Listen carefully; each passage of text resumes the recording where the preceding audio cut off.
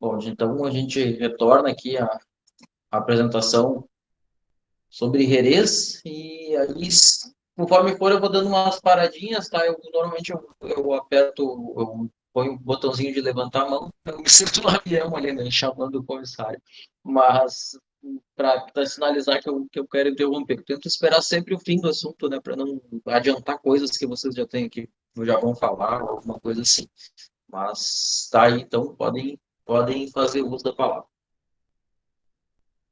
Tá, é que como fica na tela da apresentação, aí eu não vejo, tá? Se você levantar a mão.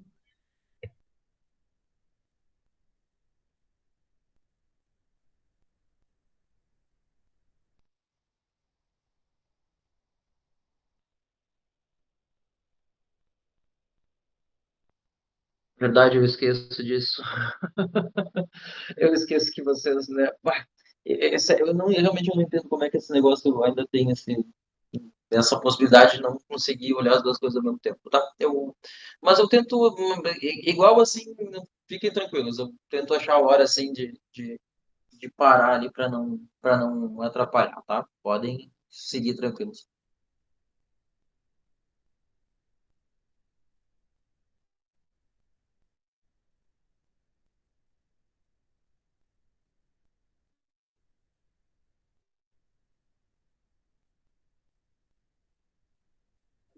Desculpa, eu estava com o telefone desligado.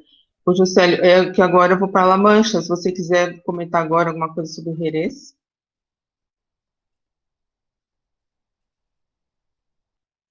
tá me ouvindo?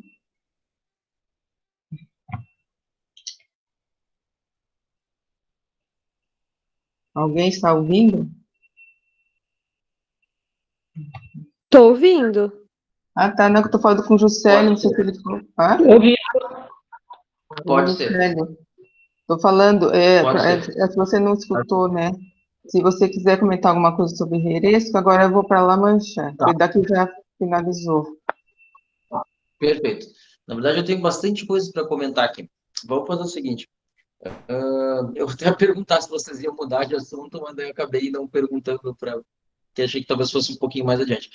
Então, vamos fazer uma coisa. Volta lá no primeiro slide que tu tinhas apresentado.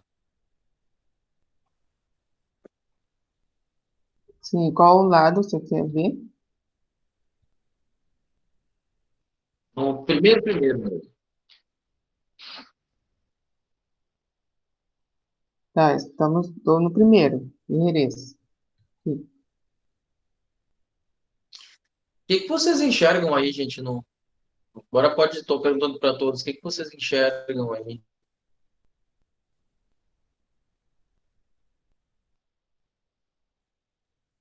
Um castelo, uma igreja, não sei. Que aqui é a cidade de Alguma coisa Jerez. assim, né?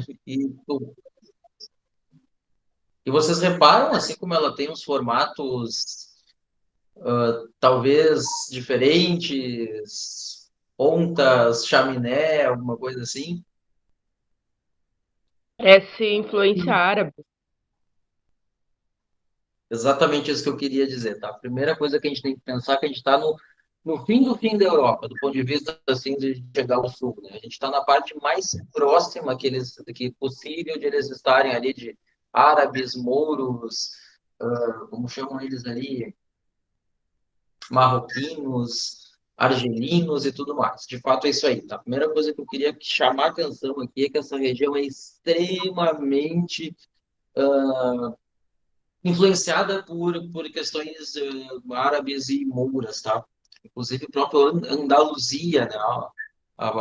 Tem a presença já no próprio nome da influência árabe, tá? Acho que é importante, assim, sempre que a gente puder ligar uma coisa a outra, até porque isso, inclusive, tem influência em vinhos, né? Mas é importante a gente conseguir correlacionar uma coisa com a outra, né? A gente, na vida prática, aí vai ser inquirido ou perguntado confrontado com esse tipo de informação, né? Não custa que a gente faça essa porra. Assim, assim é que Mas, só, desculpa interromper. É que eu não vi a parte que eu já tinha feito da história da cidade, né? E ela, que o vinho, ele foi datado no século 8 antes de Cristo. E durante a história, né, teve muito longa, né, fatos que ele já é de 3.000 anos, né, e ele, né, como você falou, né, eles já foram vindos pelos fenícios e que foi eles que trouxeram a videira para Jerez, né, os fenícios. Aí os métodos foram mudando. Aí no começo eles usavam como suco de uva. Aí depois foram vendo que ao longo do tempo, né, foram vendo que dava para se fabricar vinho. Aí e durante assim civilização, eles foram passados pelos gregos, os romanos, os muçulmanos, dentro da era cristã, né, até chegar nos tempos de hoje, né, da indústria de vinhos, né, como agora no século XX. E aí quando vê a dominação de origem, né, que ele já é um conceito que tem mais ou menos uns 100 anos. Aí é como você falou, né, é uma coisa já histórica, né, já vem de muitos séculos. Provavelmente semana que vem a gente vai escutar a mesma coisa, não, algo parecido em uma região que eu não vou dizer qual é Uhum. ainda. Até porque vocês lembram que árabes, no geral, não consomem bebida alcoólica, né? Talvez eles não fiquem muito felizes de chegar no lugar que eles chegam para, enfim, dominar, invadir, conquistar, como preferirem. E lá se passa bebida alcoólica. Eventualmente eles intervêm lá e dizem, ó, a partir de agora não mais, tá? Então, claro, isso tem influência, assim, na como as coisas se desenvolvem. Em Portugal, isso é, inclusive, determinante para a derrocada de uma região. Mas a gente vai falar disso na semana que vem, tá? Pode ir passando aí, deixa eu ver se eu quero ir para algum slide específico, mas é que eu anotei algumas coisas aqui no geral. Em algum momento, a Maria Aparecida falou da formação dos solos lá. Lembram que essa região é basicamente litorânea, conchas e não sei mais o que, claro, porque isso aí, ó, eu acho que isso é interessante de ver. Tem Sim. muita influência de concha, calcário, coisa assim, tá? Já que aquilo é de alguma forma muito próximo do mar. Uhum.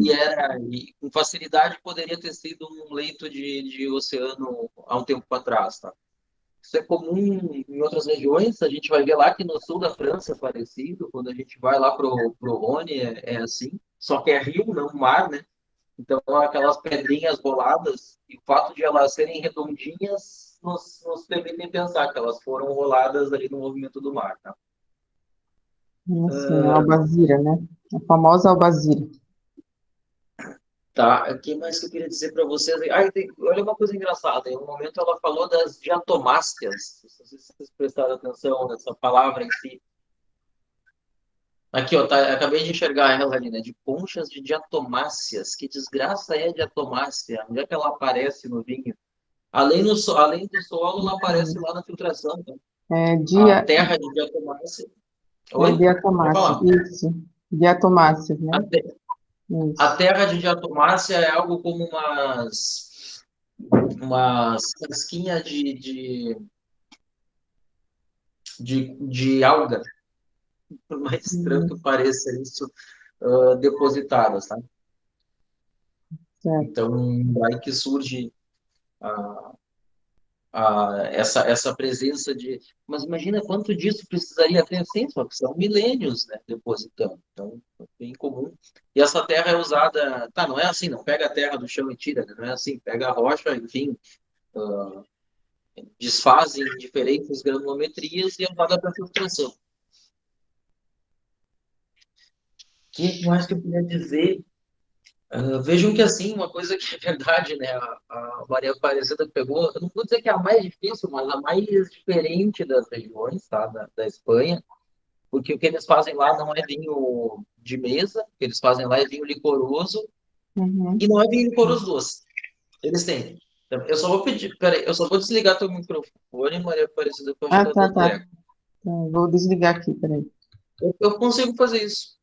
Eu não gosto de fazer porque Tá, tá. parece meio estúpido, Então assim, né? tá, Dar aquela pode ser. boca, assim, mas e eu não tinha reparado, desculpem, eu não estava percebendo que estava tendo retorno. Mas o que eu ia dizer para vocês, sim, o Jerez é uma região mais diferente, porque não é um vinho do Porto, como a gente costuma ver, não falamos dele ainda, semana que vem a gente fala. Não é um vinho, não é um vinho que, deu certo, desculpa. Não é um vinho que é doce, não é um vinho que é de uva preservada, vamos dizer assim. Ele se baseia em uvas, em alguns casos, secas, de uma região extremamente quente e com, né, e com um apodrecimento controlado do vinho. Tá? No fim das contas, é isso que a gente faz quando a gente põe ele em barricas não cheias e deixa ele oxigenando. Tá? Eventualmente cria, os melhores são os que eles criam, né, com o véu de flores. Essa flor tem um nome que eu anoto, que eu escrevi aqui para anotar para vocês ali na tela depois. É o que se chama de flor do vinho, que é um tipo de cândida, na verdade. Nada a ver com aquela, vamos lá, né? Nada a ver com aquela que nos dá fungo, mas é da mesma família, só que no vinho faz uma coisa, na gente faz outra, tá? Basicamente é cândida micoderma, mas enfim, algum tipo de cândida que faz aquele véu. E essas leveduras são extremamente oxidativas, tá? Elas são extremamente oxidativas. O que sobrou? Pensa uma coisa, tu tem lá uma barrica com vinho e oxigênio. Tu tem a presença dessas leveduras no ar. O que elas têm para se alimentar ali? O que será que chama a atenção delas naquele vinho?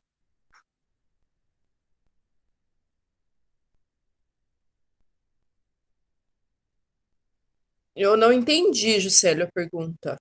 Vocês têm ali um vinho exposto ao oxigênio, vocês têm uma contaminação grande dessas leveduras, que já são ali corriqueiras daquele lugar. O que elas têm para se alimentar nesse vinho? Talvez com, sei lá, os nutrientes da fruta, O que a matéria acontecia? orgânica. O que acontecia lá com as leveduras quando a gente faz a fermentação alcoólica? O que elas têm para se alimentar? Tá, o açúcar. Uhum. O que elas têm agora nesse vinho seco? Quase nada de açúcar. Quase nada. Ah, 5 gramas, 2 gramas, 3 gramas, isso aí não é o principal alimento dela. Ela sim degrada tudo que pode e faz com que o vinho fique secão pra caramba, tá? O Jerez tem uma característica, inclusive tem uma categoria que chama fino muito seco, né? E realmente é muito seco, é terrível, assim, a coisa mais sem açúcar que eu tomei na vida é um Jerez desses. Então vamos calculando aí, ele é um vinho oxidado, ou seja, se ele fosse um vinho de mesa, seria um desastre. Tá? Ele é um vinho com baixíssimo teor de açúcar, e o que sobra para ela degradar? Álcool. Aí ela degrada álcool, e aí tá o porquê, assim, eu gosto quando isso acontece, que eu consigo mostrar o porquê que lá, numas aulas iniciais, a gente falou sobre oxidação, sobre fermentação alcoólica e tudo mais. Aí ela consegue fazer o quê? Ela consome etanol, né, álcool etílico, e cria etanol, aldeído, aquele cheiro de vinho estragado, aquele cheiro de ranço, efetivamente, que tem no vinho. Parece um cheiro meio de casca de noz, maçã seca e por aí vai. Não é por camomila, não é por nada que eles chamam um dos herês de manzanilla, né, camomila. Para quem é gaúcho aí, deve lembrar da avó dizendo que ia fazer um chá de maçanilha ou alguma coisa assim, ia botar maçanilha no chimarrão e era da camomila. Efetivamente é isso. Isso faz esse vinho ser único e ser do jeito que ele é, tá? E de alguma forma um vinho que ou se ama ou se odeia. Eu confesso que eu não sou dos que mais amam, não. Tá? E também confesso que tive colegas que foram para lá, passaram um bom tempo, eles dizem que a gente recebe uns relés muito ruins, tá? Caros e muito ruins, tá? Pode ser isso, pode ser um pouco que justifique que a gente não tenha boas experiências. Outra coisa é, a gente não é acostumado a tomar vinhos oxidados. eles não são assim agradabilíssimos, fresquíssimos, frutadíssimos. Não, imagina um vinho que se fosse um vinho de mesa, era um vinho acabado, era um vinho estragado, né? Ele tem essa característica de ser oxidável. Agora, veja uma coisa, quando vocês eliminam, vocês pegam um vinho e vocês oxidam ele intencionalmente, vocês tiram um dos grandes problemas que a gente tem para envelhecer vinho, trazer característica de oxidação, porque ele já é assim, ou seja, oxidar para ele, ó, não vai piorar ele praticamente, é um pouco grosseiro dizer isso, mas a oxidação para ele já não é um problema, e ele é extremamente estável, porque muito do que já tinha que ser oxidado já foi. Esse é um dos grandes motivos do porquê Jerez é um vinho tão longevo. Tá? Ele é extremamente longevo porque a oxidação para ele é um problema menor. Tá? Ele se torna um vinho bem que às vezes envelhece bastante. Eu vou só falar uma última coisa antes de deixar a Maria Aparecida falar, vi que ela levantou a mão. O... E ele pode ser ou não adicionado de álcool, tá? Normalmente ele vai ser adicionado de álcool. Se não pegou o véu, eles adicionam álcool. Se eles sempre esperam para ver se pega o véu. Se não pegar, vira uma categoria. Se pegar o véu, eles não matam o véu pondo álcool. Só depois de um tempo é que eles vão adicionar o álcool. Isso faz com que eles tenham diferentes categorias. Pode falar, Maria Aparecida. Não, sobre isso que você está falando, é por isso que eles chamam de paste chamomiles, isso? Aí cria tipo uma Que eles pasta, chamam de. paste chamomiles. Eu vou escrever aqui no Eu chat. não peguei a referência. Ah, eu vou escrever no chat aqui, peraí. Paste.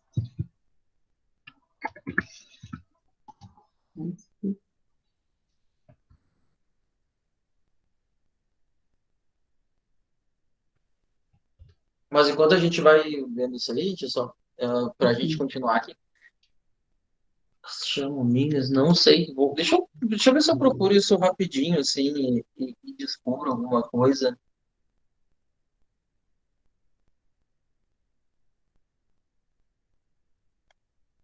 Não lembro de ter lido sobre isso.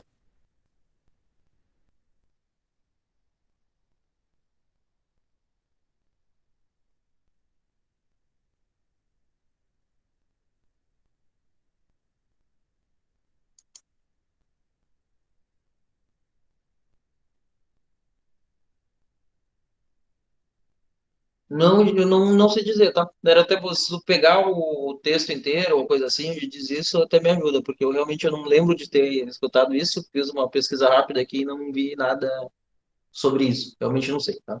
É que aqui, Mas é bem comum eles. é que aqui Pode falar.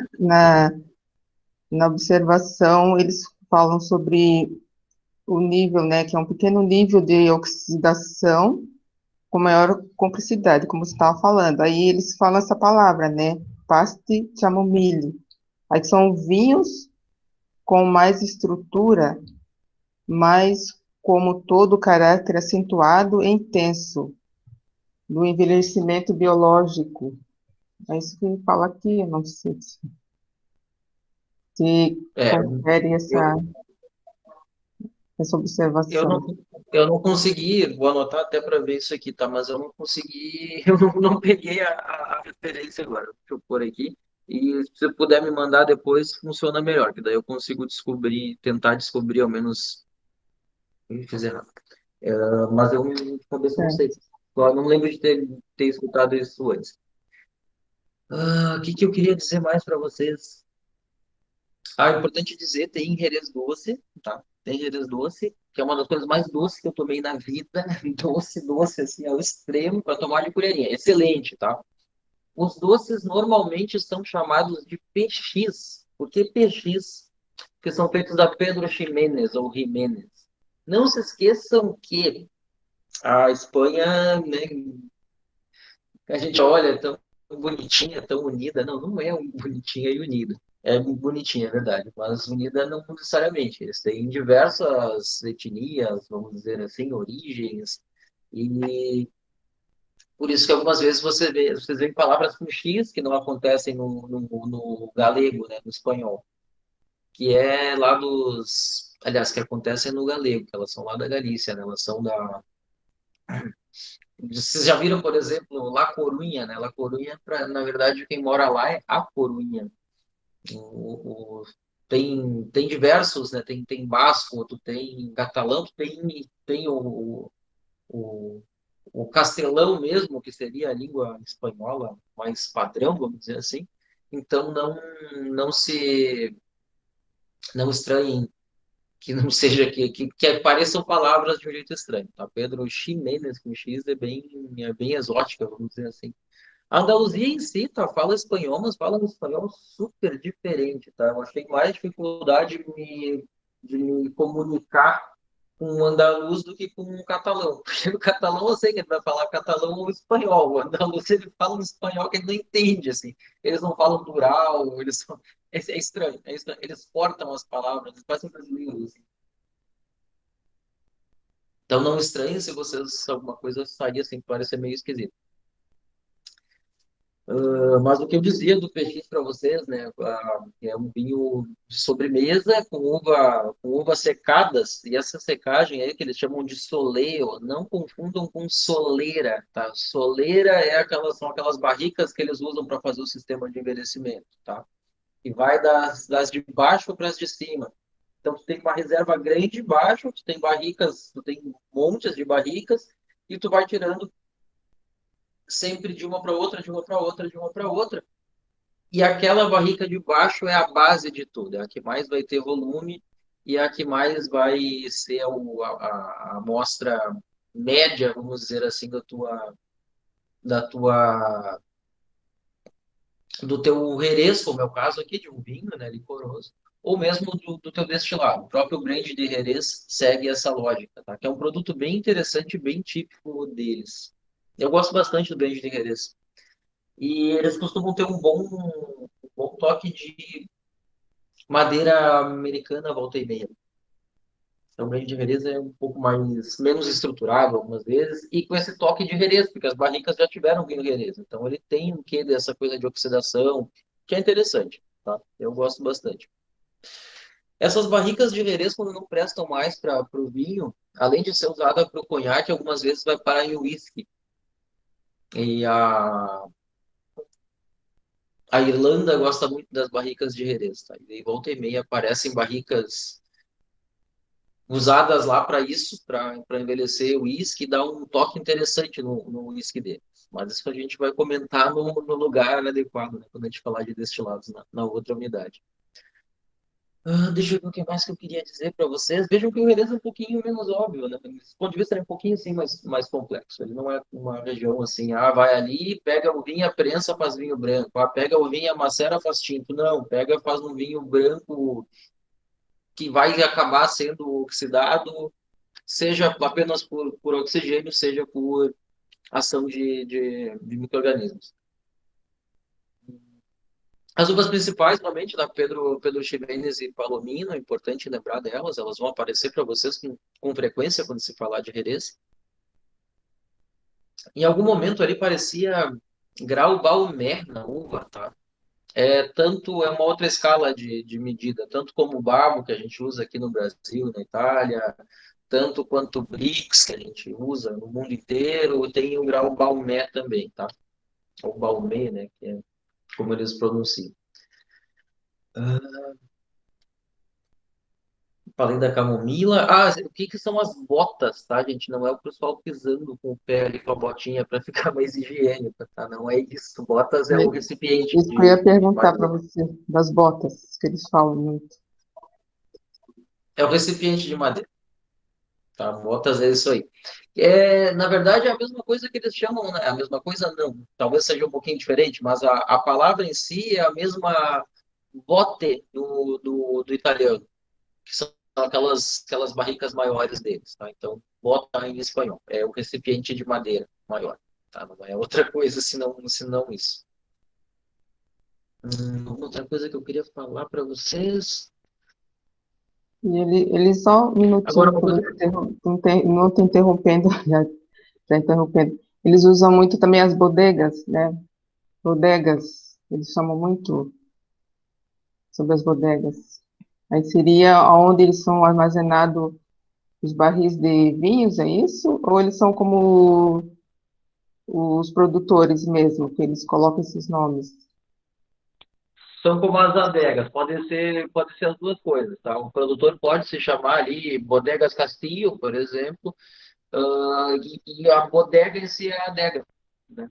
Na verdade, a acepção, né, maior bodega é porão. Se tu pegar e comprar uma passagem da Ibéria lá, vai estar dizendo, né, equipaje, né, mala dentro da bodega, né, da bodega é o que vai despachar, né, não é outra coisa que não isso. Então é isso aí, é o lugar onde faz e eventualmente pode ser o nome do produtor, ele vai dizer, a bodegas fulano de tal. Aqui no Uruguai é parecidinho, quase tudo lá chama de bodega. Argentina também, por aí vai. Deixa eu ver uma outra coisa que eu queria dizer. Só um comentário que não é de todo, que não é só do Jerez, que é de todo o trabalho. Reparem que, era para eu ter feito antes, eu esqueci, mas reparem que nem sempre as denominações de origem são o nome da região, tá? O caso da Espanha, teve um dia que eles me perguntaram assim, tá, mas o que que é isso? E daí eu olhei e disse, putz, eu acho que eu preciso melhorar isso aí, porque às vezes a gente fala em região, às vezes a gente fala em denominação. Aí eu até da Espanha eu disse, não, vamos organizar melhor. Mas tem um claro isso, tá? A denominação não necessariamente ela leva o nome de região. Ela pode ter outro nome e significar que é daquela região X, ela pode ter denominações menores dentro de denominações maiores. Então, denominação de origem não obrigatoriamente é o nome da região. Rioja é, Ribeira del Duero é, Jerez é, mas nem sempre isso acontece, tá? Tem que ter um pouco de cuidado que às vezes a gente pode fazer confusão. Vem da região tal, mas no nome da denominação, em alguns casos, ela não é o nome da região, tá? E, enfim, acho que era isso que eu queria. Ah, não, tem duas que eu falei do brand. Sim, falei que era assim já. Tudo que eu tinha pontuado ali, eu falo. Então, devolvo a palavra para vocês. Não sei, aliás, não sei se a turma quer fazer algum comentário. Deixa eu ver se alguém comentou mais alguma coisa aqui. Não. E se alguém quiser perguntar alguma coisa, também pode fazer isso.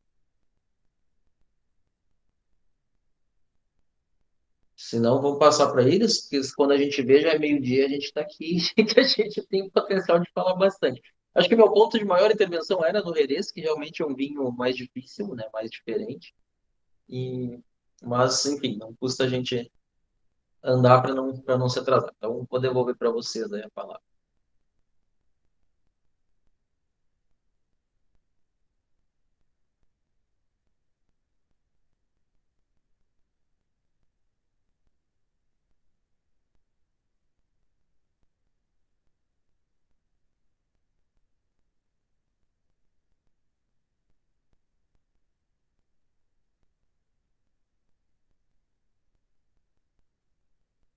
Se por um acaso tu já estiver falando, Maria Aparecida, teu microfone está fechado, tá? Eu não te enxergo, eu estou supondo que isso possa estar acontecendo, que você está aí dando um discurso e Não é e o verdade, é microfone não está funcionando.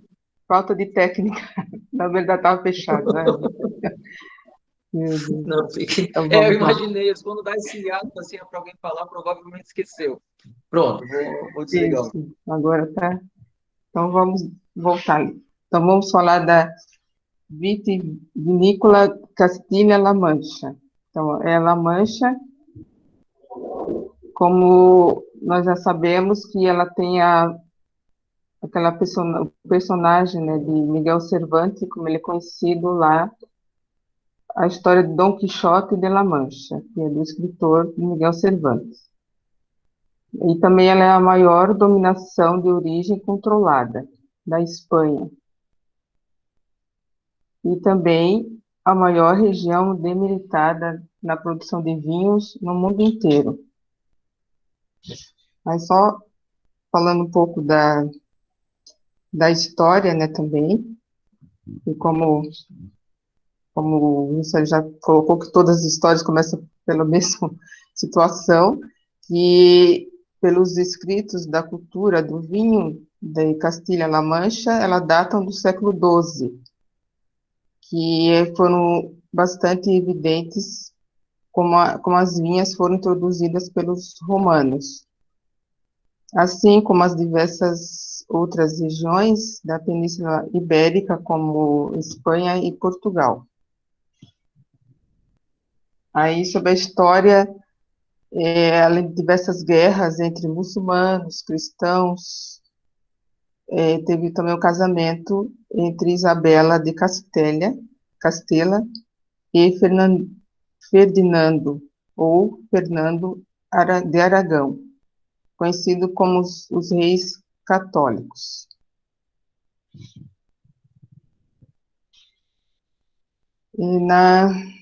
Como é uma vasta planície de vinhedos que compõe um visual clássico, né, como vou passar aqui. Nós estamos vendo aqui tem um mapinha também, da região de Castilha. Então, ela é uma... Deixa eu subir um pouquinho aqui.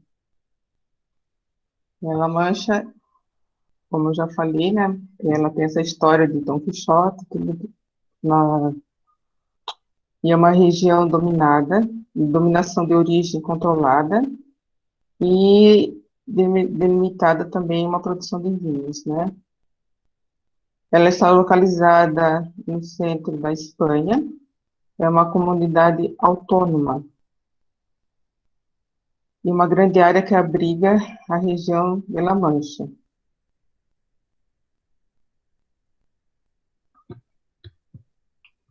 O clima deles é um continente, ele traz uma temperatura extrema, podendo alcançar 15 graus negativos nas noites de inverno e sufocante no verão, chega até 45 graus nos dias de verão.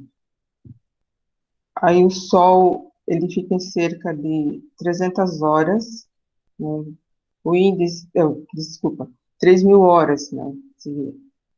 O índice pluviométrico é bastante baixo, que quer dizer que chove pouco na região, chega de 300 a 400 milímetros por ano.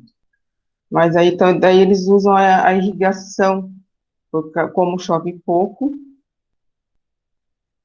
e por causa disso também as vinhas, elas são plantadas distantes uma das outras, chegando até 8 metros, para que elas garantam a umidade do solo, como chove pouco na região. A altitude é de 300 metros. O solo, ele é bastante consistente, na cor marrom avermelhado, de argila, e pobre em material orgânico. Ele é rico em pedra calcária.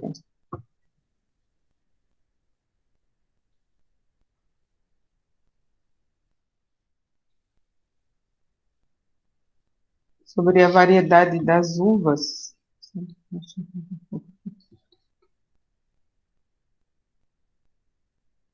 as uvas utilizadas, né? Lá eles são 30% das uvas cultivadas da região são as tintas e 70% restantes são as brancas.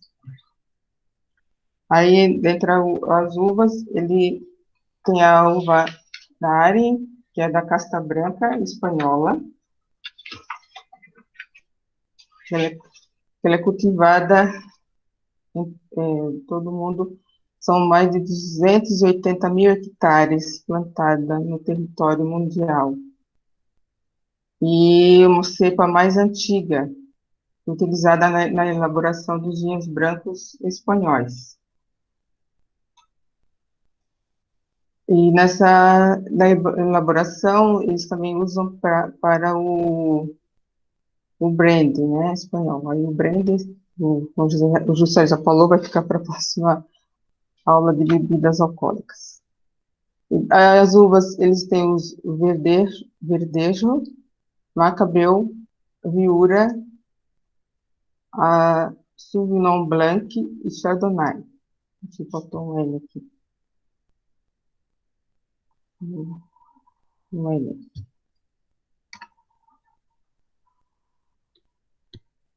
As tintas, a Trepanilo, como a Cris já colocou sobre a história da Trepanilo, na região ela é muito conhecida como a sensível. Cabernet Sauvignon, o Merlot, a Garnache e a Shiraz. E também são uvas que também produzem os vinhos leves e os espumantes, passando por rosé a branco em alta qualidade.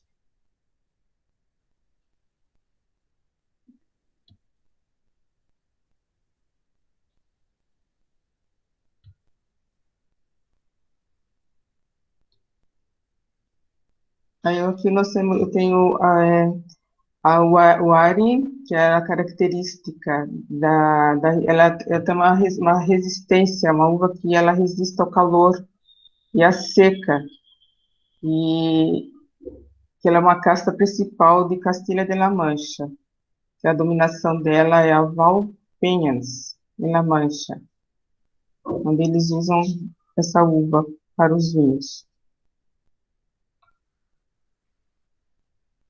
E a Macabeu, que ela está presente em 13 comunidades autônomas e ocupa 20% dos vinhedos de Castilha-La Mancha, e também ela é conhecida como a Viura. Há quem diga que essa casta ela veio proveniente da Ásia Menor, em Pirineus Orientais, na França, ou ainda da própria Espanha, da comunidade de Aragão. Essa seria essa aqui.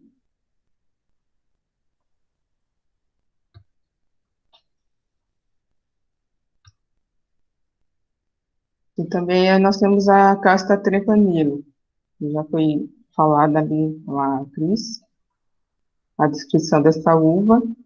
E ela é uma casta que ela é estrela das uvas tintas espanholas, né? Sendo que a casta dela é vermelha, com a maioria diferente de superfícies do território nacional. E ela está autorizada em quase 30 denominações de origem espanhola. É só superada em superfície pela Branca Ari.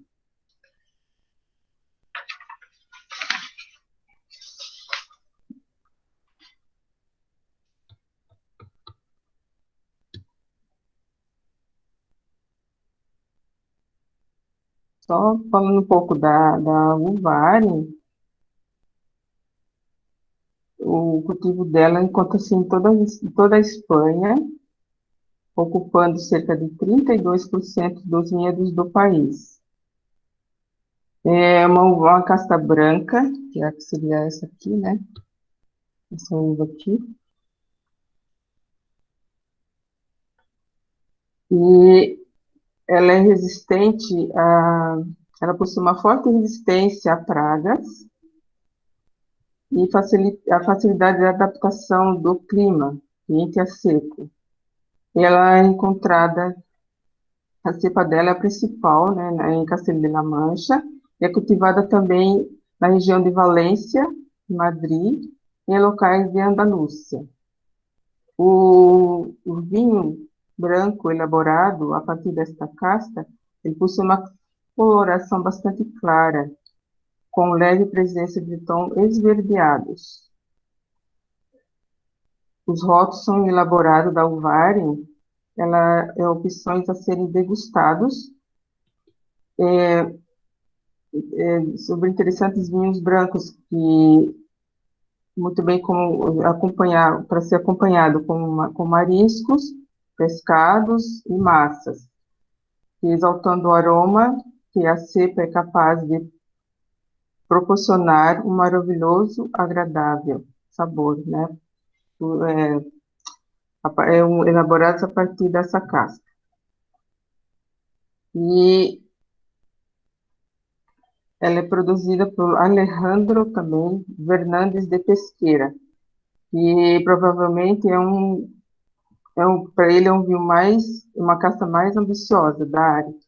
Ele é maturado ao longo do período em barricas de carvalho francês. O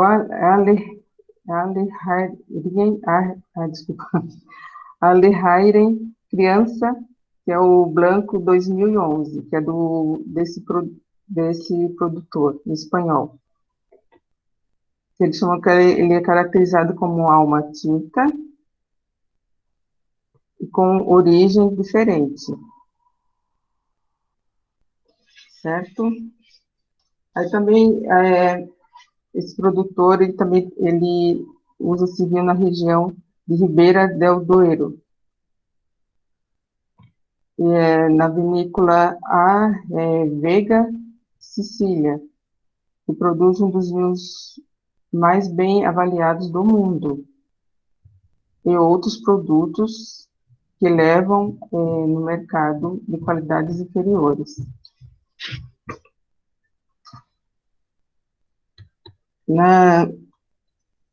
Deixa eu pensar aqui.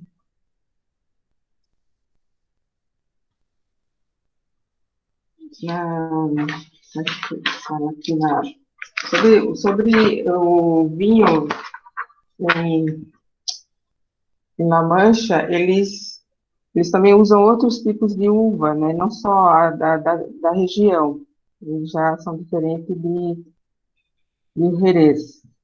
Aí eles usam as uvas Merlot, a Tannat, Zinfeld, Toringa Nacional, Pinot Noir, Cabernet Franc e Sangiovese, entre outras. Aí sobre os vinhos, eu consegui achar, foi bem para mim, assim, no material assim, que eu consegui, foi bem complicado achar o número de produtores, né? Como já na Jerez já foi mais fácil, eu tenho esse número exato. Agora isso já não foi tanto. Então aqui eu tenho a Vinca Antiga do Blanco, que é um vinho seco, ele elaborado da casta viura. O teor alcoólico dele é de 12 volumes. A vinificação dele, a fermentação e a maceração durante 24 horas em tanques de aço com controle da temperatura. O vinhedo, ele é proveniente de El Pomar, localizado em Cuenca, Toledo, e as melhores zonas de origem de La Mancha. A casca da fiura sem contato com a madeira. O sabor da Finca Antigua Blanco, ele é um vinho fresco e muito aromático. Na boca ele é seco e saboroso, com um bom retrogosto de uma ótima relação. E um belo achado. E os vinhos, eles usam muito premiação nesses vinhos, né? São bem premiados.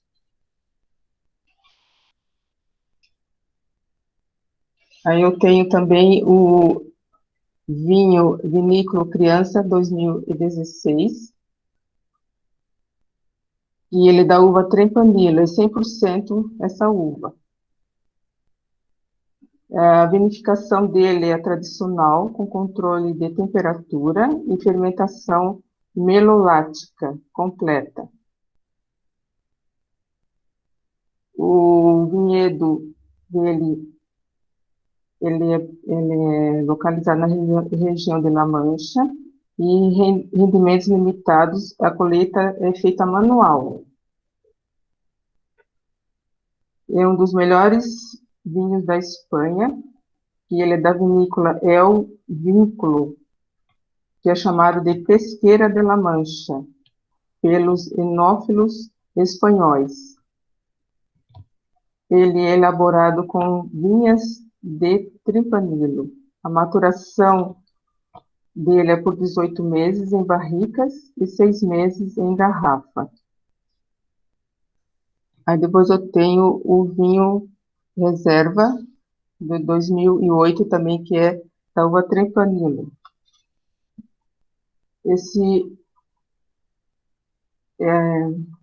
A maturação dele é de 24 meses, em barrica de carvalho americano, e 6 meses em garrafa.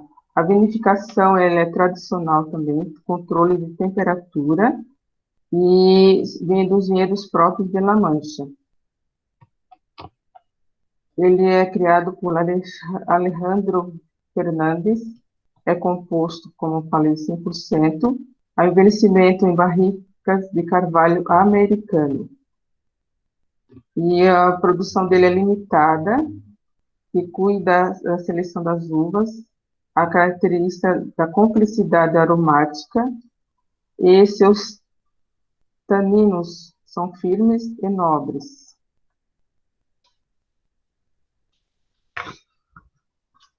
Daí eu tenho também o Tempranillo Cabernet Rosado. Só um minutinho que eu vou...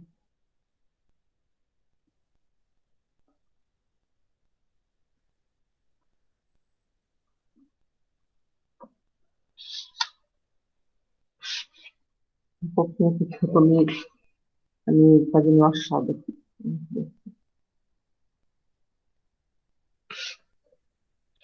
Ele é produzido pelo Martins Burranda.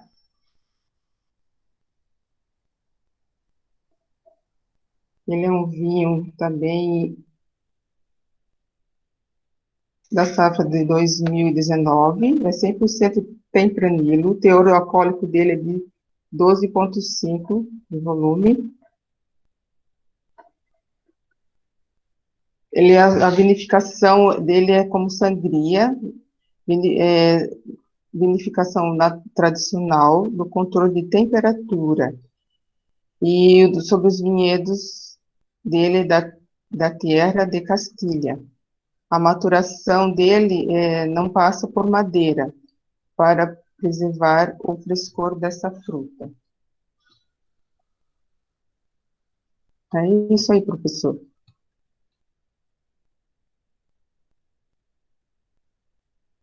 Professor?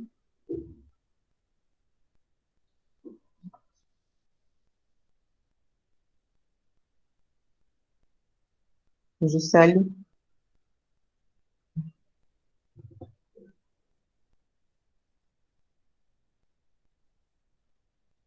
Oi, Juscelio. Sim, a apresentação. Uma coisa que eu não falei, gente. Oi, pode. Oi, Estão me escutando? Não, tá picando, mas agora pode falar. Vocês estão escutando, gente? Eu estou te escutando. Sim! Eu não entendi. Vocês estão me escutando? A Cláudia respondeu que sim, agora o outro não sei. Tá. Eu acho que oscilou a rede agora, até caiu no computador Acho aqui. que sim. Aqui eu acho que não. Continua. Tá, perfeito. Tá, obrigado. O que eu queria. Você quer trocar? Como é que é? Você quer trocar um carro por uma bala? Sim, então tá virado nisso hoje, mas tudo bem, vamos lá. E eu queria dizer para vocês só uma coisa, antes de eu comentar o assunto de agora, eu esqueci de falar de um detalhe antes, tá? A gente tem alguns tipos, a gente tem a divisão do herê lá, por aquele que a gente adiciona pouco álcool para formar a flor e aquele que a gente adiciona muito, que é para não formar a flor, tá? O que a gente forma, o que a gente adiciona pouco é o que a gente chama de fino. Deixa eu enxergar aqui. Esse é um herês fino, tá? Se fosse aquele que eu adicionei álcool, ele chama oloroso, tá? O manzanilla é um tipo de vinho fino feito de herês fino, feito numa região específica de São Lucas de Barrameda, que ele fica com um gosto que ele é meio salgado, inclusive o manzanilla, é bem típico pela localização dele, tá? O que eu queria dizer mais para vocês? Bom, lembre-se que o fino é aquele que tem que ter mais cuidado para que forme o véu, né? Forme a flor. Falar alguma outra coisa de herês que eu esqueci, mas lembre-se de herês como um vinho diferente. Não sei se ainda sobrou alguma coisa, eu acho que a gente não tem mais nada de herês lá no campus. Mas é muito engraçado, é uma coisa que as pessoas tomam e odeiam, assim, elas quase que preferiam não ter tomado. Quando elas descobrem que custou cento e tantos, R$ 200, elas gostam menos ainda. Só um momentinho aqui, gente. Eu só tentar. Eu não sei porque que ele encerrou o Meet aqui, está funcionando a internet. Ele encerrou no computador. Esse computador é terrível. Enfim, desculpem. Enquanto isso, deixa ele tentando voltar ali, porque enquanto ele não volta, eu não consigo encerrar a gravação quando a gente parar. Tem alguma outra coisa lembrei. A outra coisa que eu queria falar, gente, do Herês. Reparem que ele aparece como Herês, ou Sherry, ou Xerez, tanto faz, tá? Basicamente, a adaptação da pronúncia, ou mesmo da escrita, para diferentes públicos, vamos dizer assim, seja dentro da Espanha, seja fora, tá? Digamos que o nome Jerez traduzido em inglês é sherry, é quase cereja, né? Só que com S. Inclusive, não tem nada a ver uma coisa com a outra, é bom. Cereja passa longe desse vinho, tá? É com S, não tem o mesmo significado. Outra coisa interessante, que uva é essa, Viura?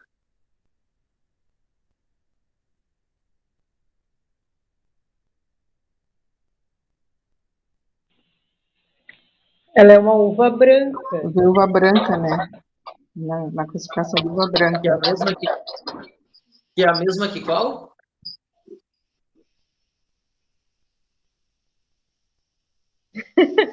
Eu diria Niágara, mas sei que não é. Macabeu, tá? A mesma Macabeu. Ela só muda de nome de um lugar para o outro, tá? Que é a uva mais conhecida, digamos que estaria ao lado de Tempranillo, o Tempranillo como tinta, como branca Macabeu. Mas tem uma curiosidade interessante sobre uvas brancas na Espanha. Macabeu não é a mais cultivada. Qual que é a mais cultivada? Vocês falaram agora há pouco o nome dela.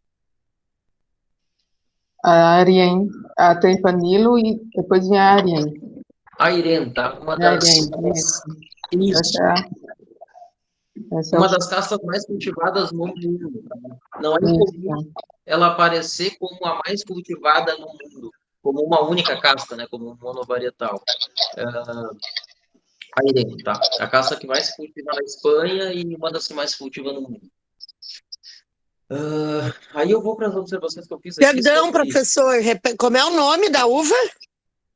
A Irene. Eu consigo Irene. escrever aqui depois. Ela está na tela. Isso. Está na tela. Isso. Não sei se vocês estão vendo, está na tela. Tá meio na tela aqui. Põe na tela aí, ó. Pronto, tá aí, tá ali. Onde é que ela tá? Onde é que ela tá? Ali em cima, ali em cima. A Irene. Simões, na tela, vamos lá. É a casta mais cultivada, tá? O que mais que eu queria dizer? Tem um momento ali que eu acho que é interessante que acaba acontecendo aquilo que eu falei. Vocês reparem que a Maria Aparecida falava sobre Castilla, não Castilhos, não tem esse som, né, de CH que a gente tem. E ela fala da denominação de Valdepenhas que está dentro de Castilla. É bem comum isso, tá? Lá eles têm regiões maiores que, inclusive, não têm denominação. Podem ter ali IGT, né, IGP, vinho de la tierra, mas não tem denominação. E tem menores que têm denominação. Apesar de que Valdepenhas não é assim tão pequeno. Só para a gente ter claro isso aí, né? Como, às vezes, o nome de região não necessariamente é o nome da denominação. E que uma região pode ter várias denominações menores, coincidindo com o nome de regiões menores ou não. Por que eu anotei Tempranillo aqui? Não sei. Ah, sim, já sei, porque também esqueci de falar antes, era isso que eu ia comentar uma hora lá, quando a Cris estava falando ainda, eu esqueci que eu não anotei, esqueci. Tempranillo tem um montão de sinônimos, tá? Sensibel, olho de lebre, uma vez eu fiz aí a aragonês, porque vinha do Aragão, né? Lá da região do Aragão. E por aí foi, eu acabei. Uma vez eu fiz a relação, assim, é muito nome mesmo, tá? E a mesma tinta roriz que tem em Portugal, tá? Bem comum nas regiões tradicionais. Tinta roriz é bem, bem, bem, bem comum.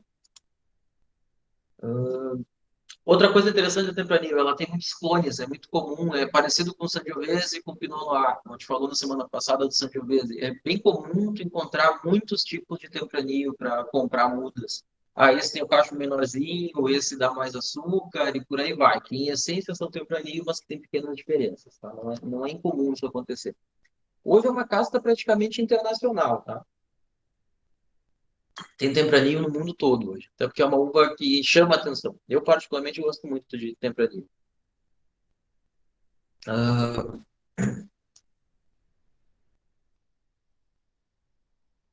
falei da Irene Viura, que eu acho que é importante. E agora teve duas coisas que a Maria Aparecida falou sobre os vinhos, sobre os exemplos que ela trouxe, que eu queria puxar com vocês, para vocês verem por que a gente precisa saber dessas coisas. Ela disse que ela tinha um vinho branco com maceração. Isso realmente é raro. E pode ver que a maceração era de um dia, né? O que é relativamente grande, mas maceração de vinho branco e tinto tem objetivos diferentes e tem tempos diferentes, tá? Ver um vinho branco com maceração não é tão comum.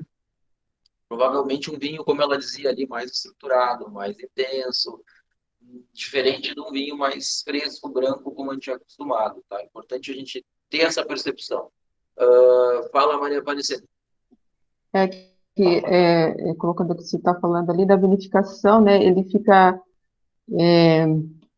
deixa eu baixar minha mão, ele macera durante 24 horas, né, em tanques de aço, aí eu acho que também é com controle de temperatura, hein, esse vinho, que é o branco. Aí como que, poderia explicar, por favor?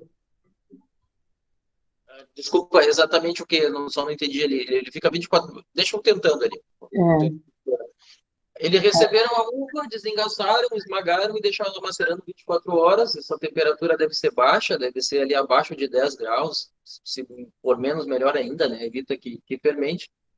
Depois prensa e tira o líquido para fazer ali clarificação e elaborar como um vinho branco qualquer. Ele só tem uma etapa de maceração. Eu não sei se era isso que tu tinha perguntado, se não pode reformular que eu te respondo. sim, como você disse anterior, né, que a vinificação dele é rápida, né, como ele é branco, né, então, e ele também é dessa casca da viura, esse vinho. Na verdade, não necessariamente ela seja mais rápida, pelo contrário, né? Ela tem um dia a mais que tu não teria ali se tu tivesse feito uma prensagem direta ou, enfim, desengaçado e tirado o líquido e fermentado diretamente. A diferença é que ele tem essas 24 horas é apenas a maceração. Só não lembrem que maceração e fermentação são coisas distintas, né? Maceração é a presença do líquido com as cascas, perdão, enquanto a fermentação é a transformação do açúcar em álcool e gás carbônico, né? E essa sim demora mais. Essa aí, quanto mais baixa a temperatura, mais demora. Mas para macerar em si, são tempos curtos. E 24 horas, inclusive, é bastante tempo. Tá? As macerações de branco normalmente são horas ali. 6, 12, quando muito. Recebe a uva de manhã, tira no fim do dia. 24 horas é bastante tempo. Achei estranho. Fiquei curioso por esse link. Em um outro momento, a Maria Aparecida disse que um vinho fez fermentação malolática. O que a gente espera desse vinho, sensorialmente?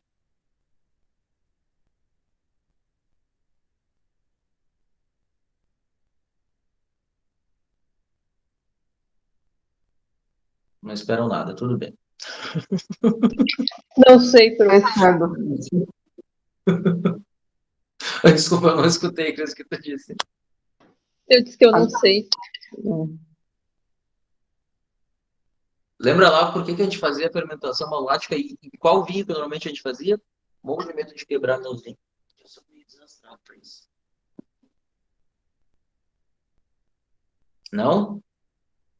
Se não lembra, dê uma olhadinha, tá? É uma dica boa aí pra gente poder entender bem quando a gente vê. E aí, por que eu fico insistindo? Eu vi que alguém falou alguma coisa, deixa eu só acompanhar o chat aqui. É tão chato fazer isso no celular, só que o celular tá bem, para vocês não enxergarem, ele fica bem em cima do A chat. Bárbara disse que faz os tintos Isso. e dá aroma. É isso aí, Bárbara. Legal. Tá? Ele tem. É isso aí, baixa a acidez, deixa o vinho mais estável e torna e traz alguns aromas mais que são bons, mas que são menos frescos. Por isso que grande parte dos brancos a gente não faz, né? Não quer baixar a acidez, não quer tirar aquele aroma típico mais fresco. De fato, é isso aí. E acontece quase sempre nos tintos. Então, porque a acidez é um componente que tira muito o equilíbrio de vinho tinto, tá? Então, quando a gente insiste lá, né, em fermentação malolática, como é que faz? É para isso, para que a gente consiga ver a descrição de um vinho, como ele é feito, quando for adquirir, quando for, enfim, e conseguir compreender isso. Então, de fato, um vinho com fermentação malolática vai ter a...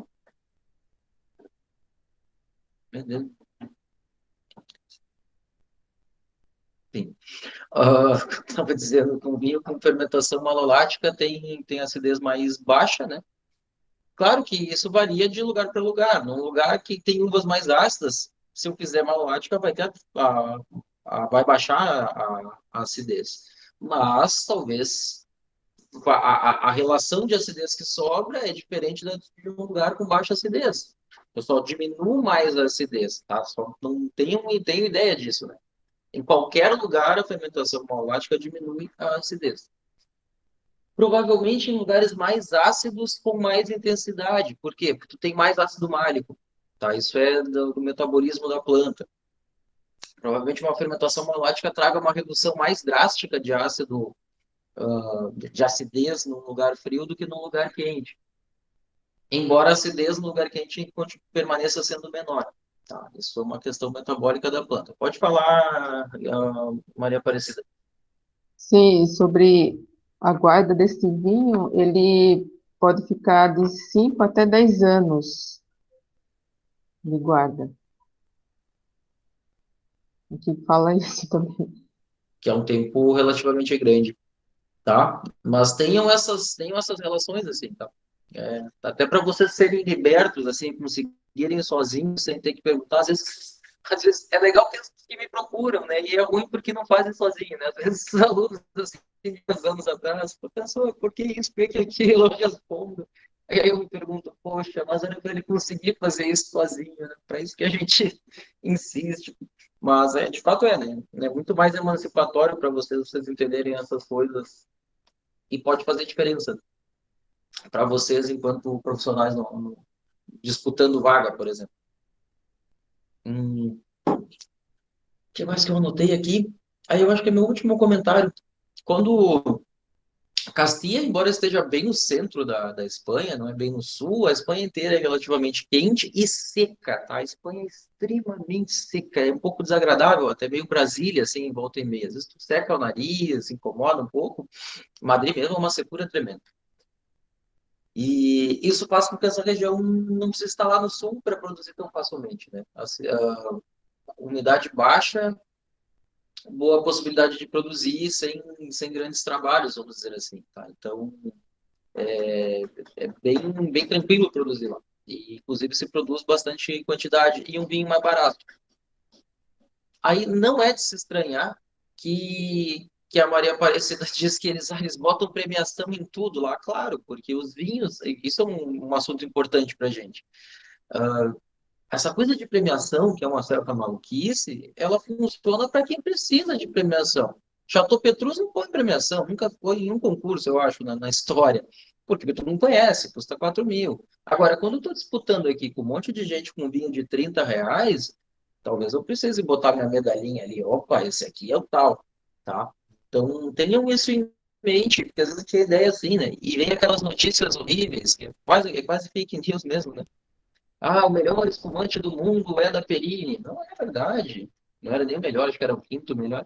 Claro, mas um concurso, o que que é um concurso se não, né? Tanto que as pessoas se inscreveram ali, não é uma seleção, né? Não é uma Olimpíada que tu faz uma seleção e leva o teu. Não, aquilo ali é quem quiser se inscreve. E achar que tem condições, né, de passar, ou enfim, de ser premiado, e tiver dinheiro para pagar, porque eles são pagos.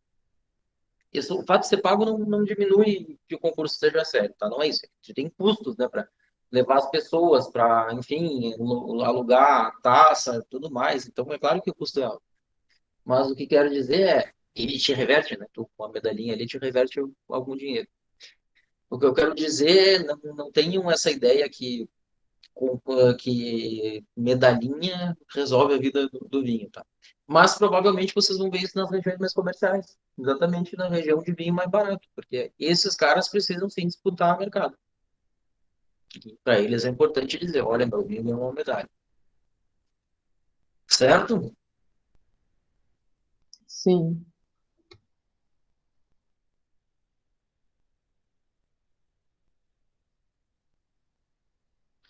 Sim, desculpa, Juscelio, faltou uma última.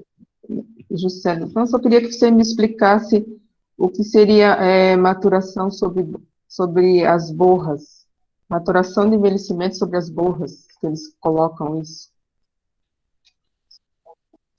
Lembram que em algum momento lá das aulas de vinificação eu comento no Surli, no vinho de maturação sobre borras, tá? É um período que passa sobre borras finas, que é um negócio que dá mais estrutura, tá? Por quê? Porque as borras vão te liberar ali proteínas, macromoléculas, polissacarídeos que fazem o vinho e alguns aromas específicos. Só aí, por exemplo, num espumante de fermentação em garrafa, por que que ele costuma ser um pouco diferenciado?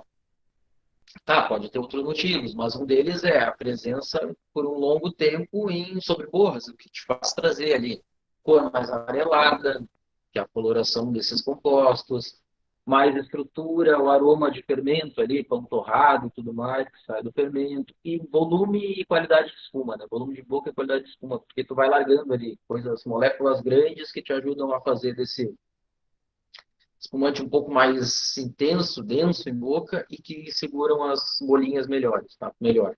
Então, para isso serve a maturação em borras. Claro que em vinho não tem gás, é diferente, mas tem sede compostos ali que dão amaciam um pouco o tinto, dão estabilidade, dão aromas específicos. É para isso que tem.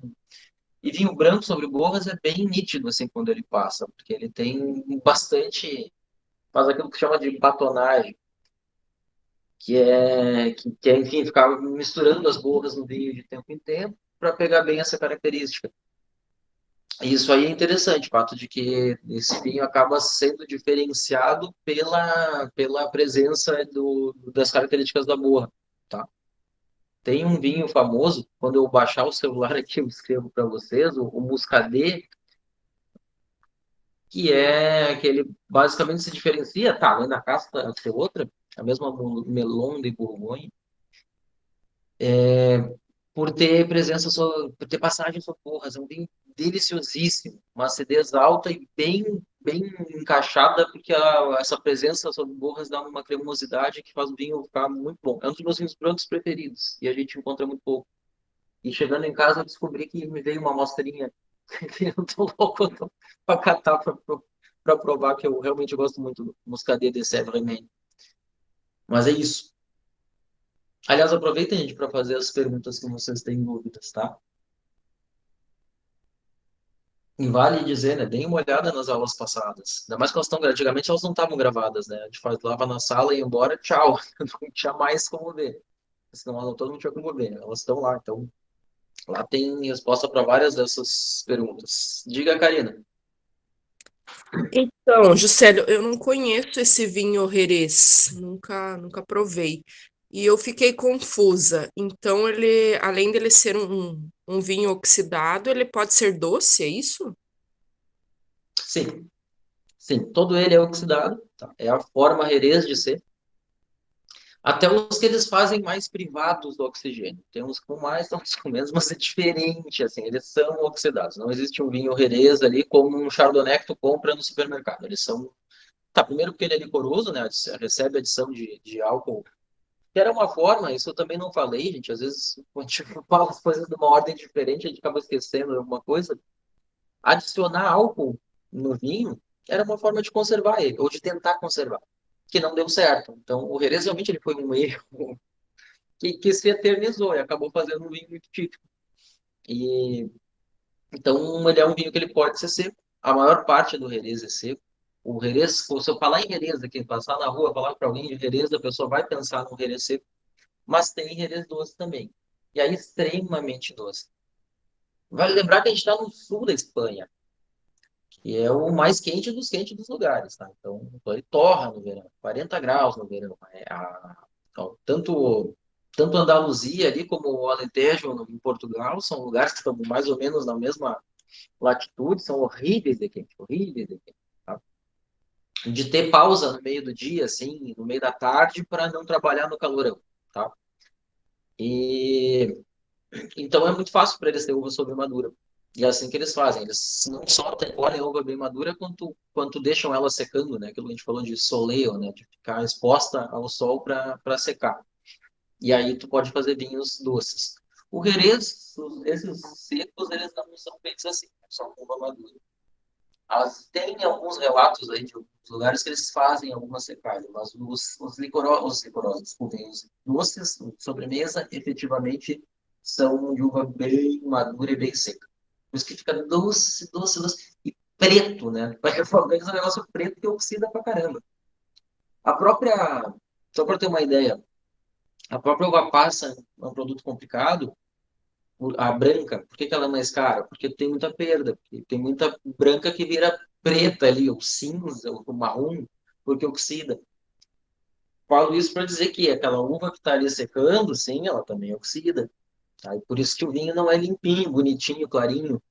Limpidez é uma coisa, falei errado, desculpem, mas ele não é clarinho, ele é mais escuro, ele tem um tom mais amarronzado, desde que nasce, tá?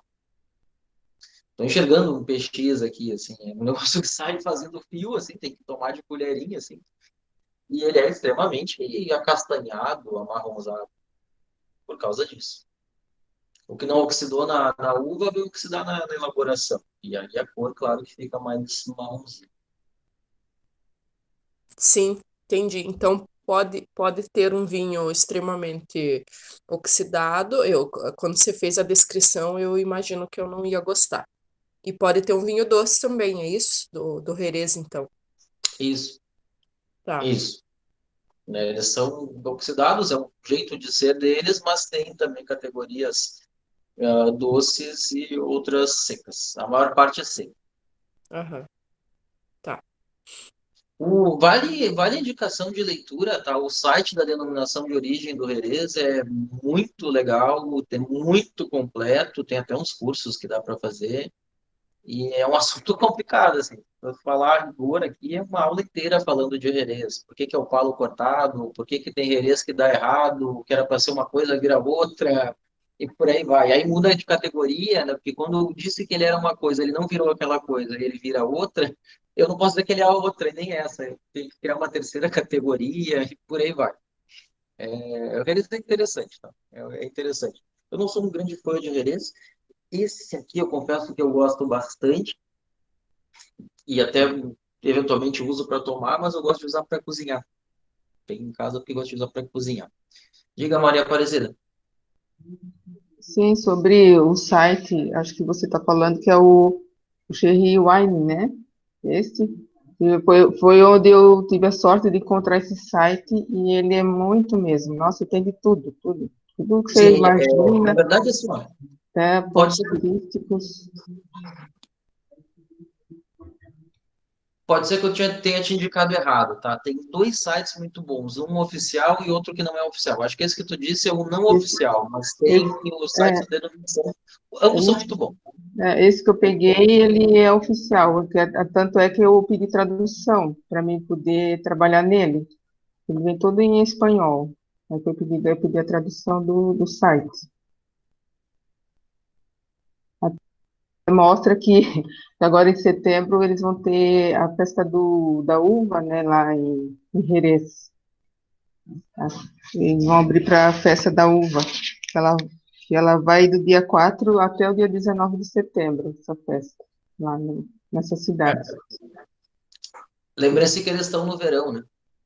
Ontem ainda eu estava vendo uma postagem de um italiano lá que é dono de uma vinícola e ele lá mostrando as uvas amadurecendo, né? A gente ainda vai levar tempo para isso. Aqui a gente podou aí, deve estar em alguns lugares talvez quase ameaçando estourar a brotação, mas o nosso tempo por enquanto é o de, né, é o contrário do deles. Então eles estão fazendo vinho por agora e algumas regiões já começaram, outras ainda não.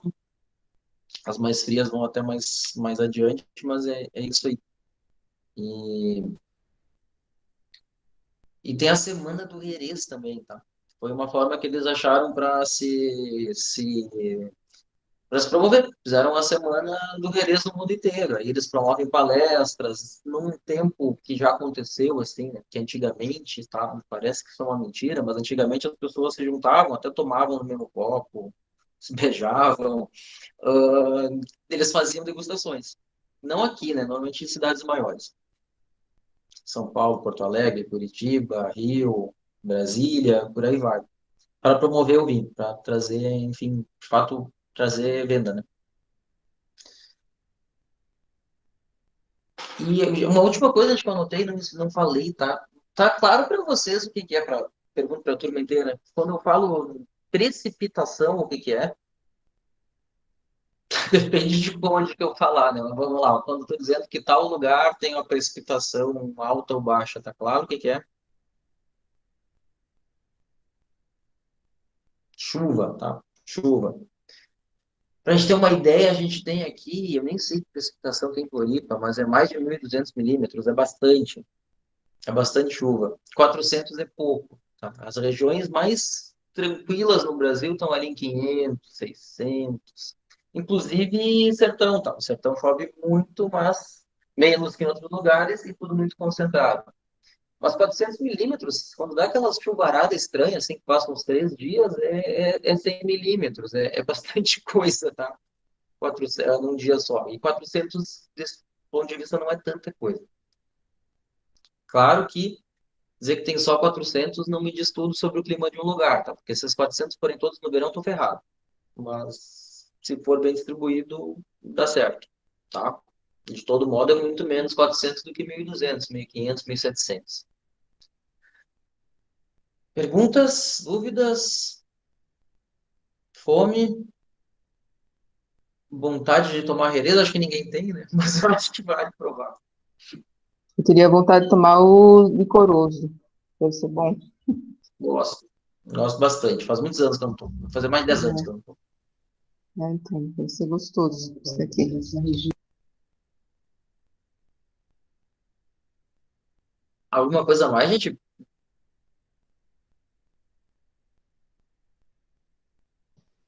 Professor, eu tenho uma dúvida sobre o trabalho. Eu havia entendido inicialmente que não haveria a entrega de um trabalho escrito, a não ser um material para os colegas, assim, explicativo, para eles terem alguma informação. Tá certo esse meu entendimento ou não? Sim, eu aboli o trabalho escrito porque quase nunca dava certo. E eu me Sim. matava, comentei isso com você já. E eu me matava para conseguir fazer isso funcionar. Eu disse, não, chega, não vai. Eu não acho que é o melhor formato, mas foi possível. E aí Sim. vocês acabam tendo uma avaliação só e que misturam o que vocês apresentam com a qualidade da informação, né? Às vezes as pessoas não gostam muito da avaliação. Né? Mas eu fiz igual não, mas tinha que fazer uma média mental ali, né? Do quanto se abordou corretamente, como apresentou, né? Porque isso é também, na realidade, uma coisa esperada de vocês, né? Expressão, somente em discurso. Eu só estou tentando abrir aqui, gente. Desculpem, é que esse negócio agora está meio lento.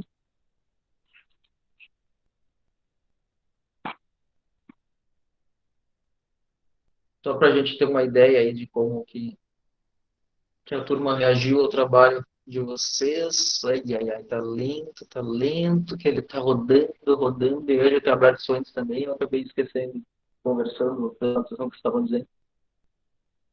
E deixando a outra aberta, né, para saber se alguém tinha comentado mais alguma coisa. Ai, meu filho, por favor. Estamos todos com fome e com vontade de ir pro fim de semana. E o Judeler?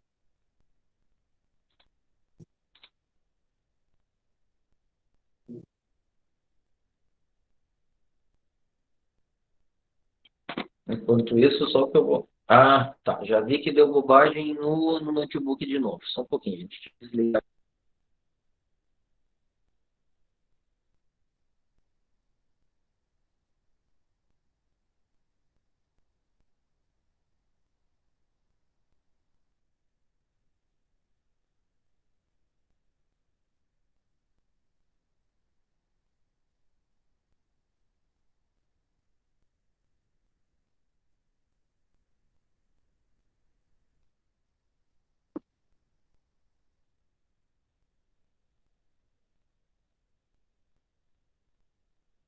Falhou a fala de vocês aqui. Vou passar aqui. Gente, olha só, eu acho bem legal quando vocês dão retorno para vocês mesmos, tá? A gente precisa ter essa ideia, assim, que a gente pode ser mais interativo, mais participativo mesmo, né? Partilhar. Eu vi que eu acho que a Bárbara comentou. Eu acho que esse que é o espírito mesmo, tá? Tô conseguindo aqui, gente. A internet tinha oscilado no computador. Só um pouquinho. Aqui, deixa eu botar aqui para vocês. E deixa eu ver se eu consigo projetar, que às vezes ele fica meio lento. Agora caiu no computador de novo. É uma delícia isso aqui, né? A gente tentando.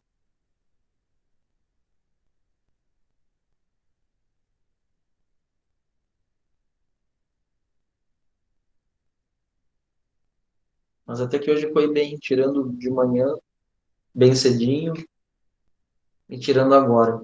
Não é coincidência, é sempre as horas que as pessoas vão acessar mais, né? Isso é meio que óbvio que vai dar algum tipo Juscelio, de problema. Juscelio, eu posso parar a apresentação? Sim, eu ia te pedir para fazer isso, que é até melhor, que daí quando chegar aqui para mim, eu só consigo, eu já ponho ela por cima, não precisa derrubar tudo.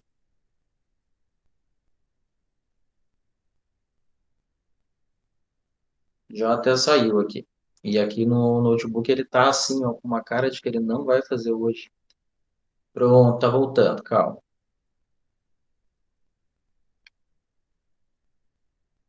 Deixa eu, deixa eu ver aqui se ele aparece já o chat para mim. Eu já deixo o link para vocês aqui. Tá quase.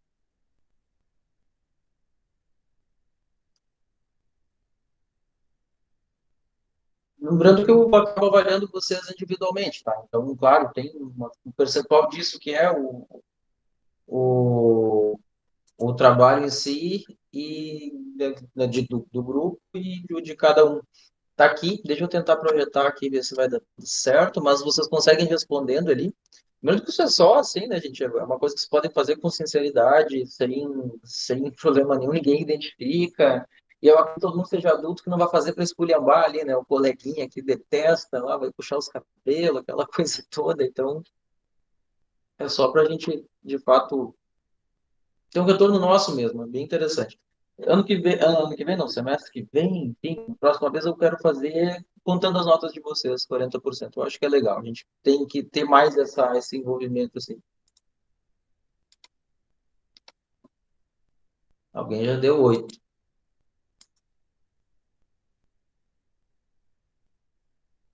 Olha, na média está em 9, né? Tá um pouco fechando assim com o que eu imaginaria, tá? Tá mais ou menos fechando com o que eu imaginaria. Eu estaria tendendo aí ao que deu a média.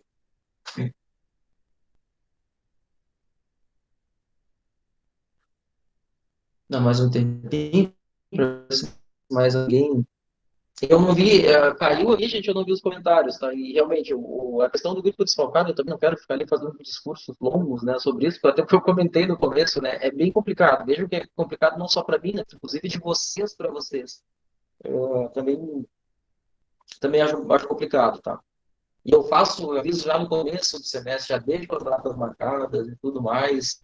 E, enfim, as pessoas acabam, né, não custa a gente avisar, a gente não sabe que pode acontecer, né, de desistir, não poder, mas avisar é básico. Avisar é básico. Professor, Gente, pode falar. eu sei que trabalho em grupo é sempre um risco, a gente nunca sabe como vai se relacionar, mesmo sendo no presencial. Mas para nós ficou um pouco mais difícil essa questão da falta dos outros dois colegas.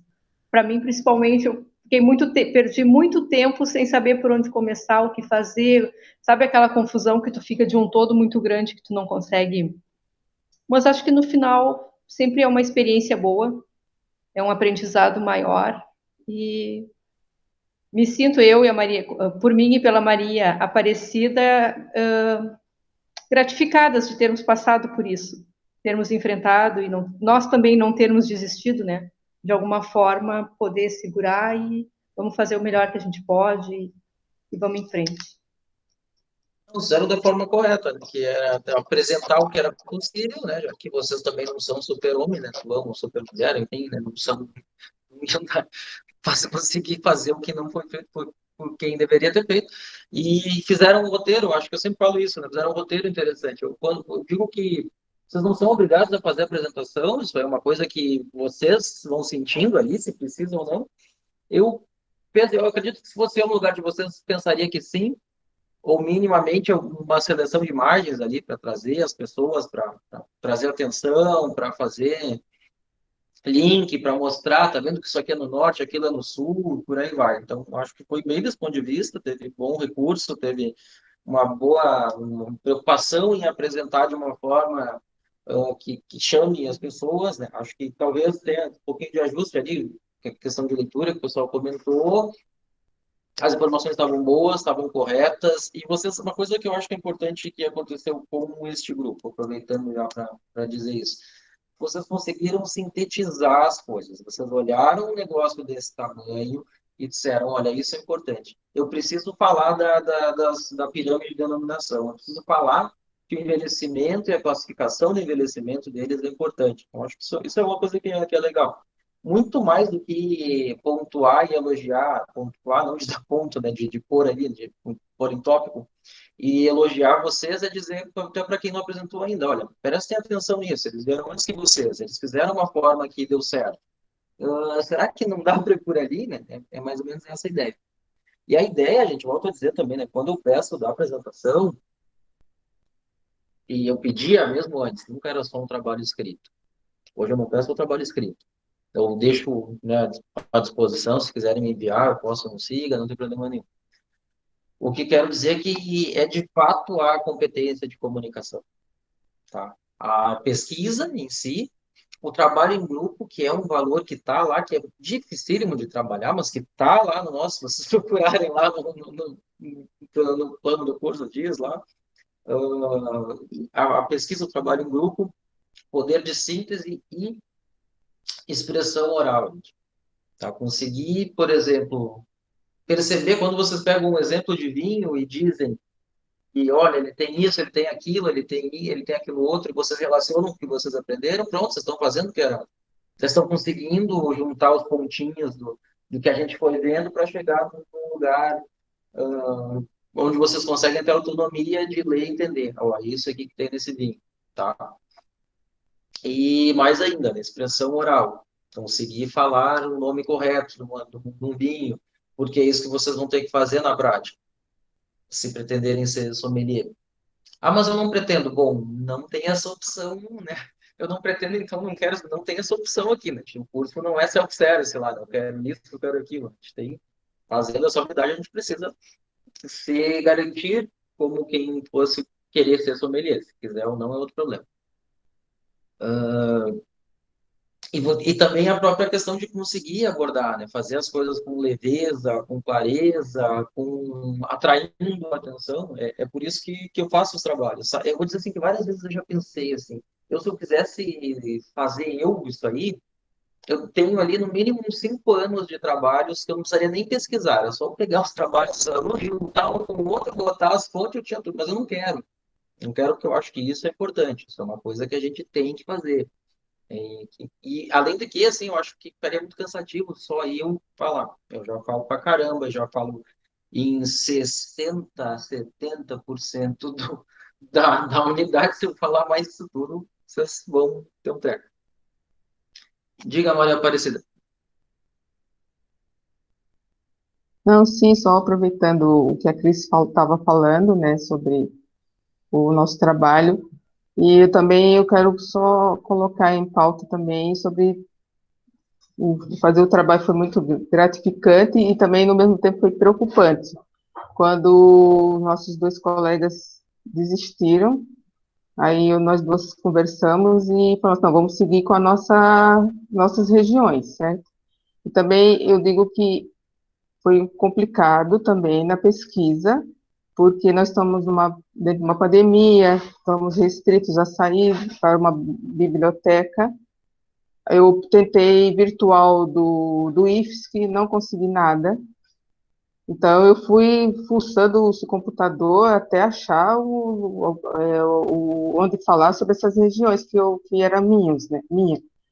Então, foi meses, desde o tempo que você colocou o trabalho na tela para nós fazermos e seguir o roteiro que você colocou. Então, foi meses mesmo. Até ontem eu estava até ainda olhando, escrevendo, vendo vídeos, achei até vídeos, né, no YouTube sobre a cidade mesmo, direto da Espanha, falando da cidade, né, de Jerez. Consegui vários vídeos também.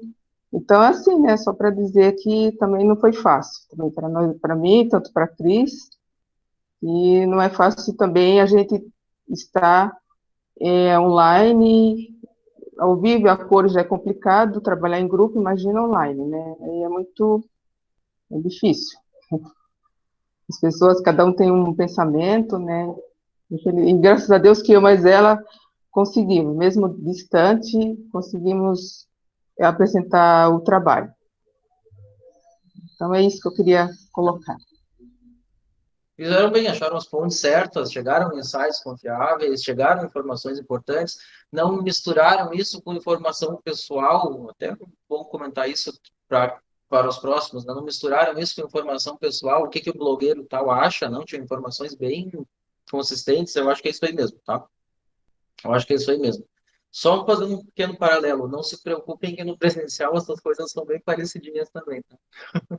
As pessoas acabam não se encontrando e tudo mais. É sempre, o negócio do grupo é sempre complicado. É sempre complicado, mas é uma coisa que a gente precisa trabalhar, tá? Algo mais, gente?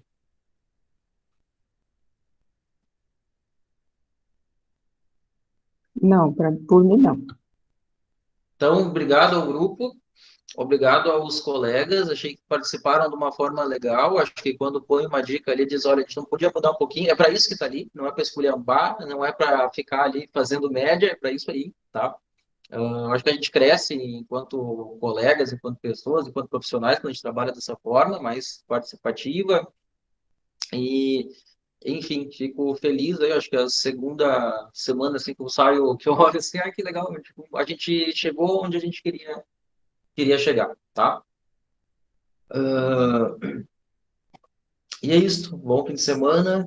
Quem tem que vacinar, vai vacinar, não perde tempo. Aproveita o dia que abre essa segunda dose, vai, porque no outro dia é a sua primeira. Quem é a sua primeira, vai quando tiver a sua primeira. Se tentem ajudar aí que esse negócio acabe, porque eu tô louco para sair para tomar vinho e eu não posso, eu não quero. Tá? Então, se não for por vocês, façam por mim, por favor, tá? Obrigado, tenham um bom fim de semana. Não, gente, é muito pouco tempo agora. Eu acho que né, era para ter sido lá no começo e a gente acabou aí não conseguindo. Eu acho que é um pouco complicado. E eu acho que ele sai mais cedo. Não sei nem se ele está na aula ainda. E aí é o benefício, né, gente? A questão é, só aproveitando, né? É o benefício, não, né? Enfim, o crédito que fica, né, quando acaba ficando fora do lugar. A gente tem que tentar adaptar para não prejudicar o grupo do dia, que é o dia D, e tentar aproveitar o tempo, né? Sem sobrecarregar, sem ocupar, e ocupar demais, e por aí vai, tá? Eu tomei e passei super bem também na quarta. Tchau, obrigado.